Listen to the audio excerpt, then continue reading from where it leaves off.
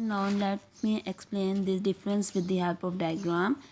This diagram shows us about the mitosis. In mitosis, number first phase is interphase, in which the centrosome originates.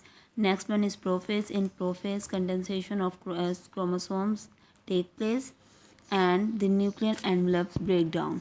Next one is the metaphase. In students, in metaphase, these chromosomes line up at the equator, and then anaphase. In anaphase, the separation of chromosomes take place.